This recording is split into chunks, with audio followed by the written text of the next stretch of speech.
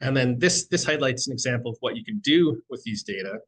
So this is scenario planning. So there's three scenarios for the site. It's a baseline. This is where we're not measuring natural source zone depletion. So we're just assuming it's zero. We know it's non-zero, but we haven't measured it, so we're assuming it's zero. So this is really like a worst case scenario. In the middle here, this is quantifying NSAD, whether it's through flux traps or autonomous sensors. And then this last one, it's if you've biostimmed. And our data suggests that it's usually about a doubling of NSAD rates. So these data could come from either our site network or from actual data on the site. And so under this scenario, you can see that over about 30 years, you've depleted quite a bit of product in the biostim scenario compared to the baseline. And converting these into the mass remaining in groundwater, we've gotten like an 80% reduction using biostim compared to baseline. So at this particular site, it's not going to be the same everywhere. It looks like, okay, biostim is probably a good candidate for this site. It seems to be working well. If you don't like maps, you can put it into a graphical perspective where you look at the area over time. So this is for a different site.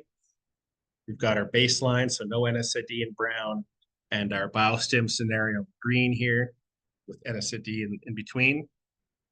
And you can see the improvement of biostim over the baseline and also over just natural source zone, and particularly with the mass.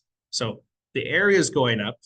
Potentially it could be younger spills, it's still spreading, but there's no new product added. So even though it's like the same mass is getting spread out over a larger area, which gives it better depletion. So another application here is site triage. So it could be, okay, we've got these three scenarios. When we look at what this is, this is our baseline, NSAD and biostim. And this is time to fence line. So this could be some critical receptor on site. So in this case, we'll say it's the property line. Right? How long does it take for it to reach the property line? And it doesn't look like biostim is all that effective here. It maybe buys you another 3 years before it reaches the fence line. And time to stability, what that is once your concentration changes and area changes are less than 1% per year, then we're considering that stable. And there's maybe a little savings and stability, but not a whole lot. So biostim might not be a good option for the site, but the information we're gleaning here is that we've got probably about almost 30 years before it reaches a critical receptor. So it's still our problem. It hasn't become anybody else's problem. Whereas say we've got two sites in our portfolio and we want to figure out which one are we going to dedicate resources to. You can look at another site, and this one, say, it's similar. Biostim might not be the most effective, but this critical receptor, this could be a zoning change in the land use. And you can see that it reaches that critical receptor relatively quickly, say on the order of roughly 10 years. So if you had to choose between these two sites, say, okay, well, based on these quick images, if I have to make a decision now, we need to focus on site B for this year. That other one, we've got time. We can let it lay if we only had enough resources to go to one site.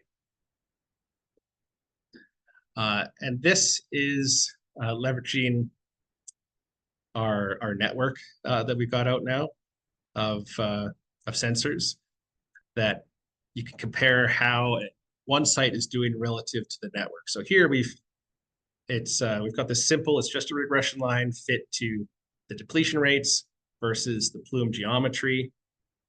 We've also incorporated volume into that. And basically, if you're above the line, you're exceeding expectations. If you're below, that might require another look. So this is a quick way to say, okay, I've got 20 sites in my portfolio.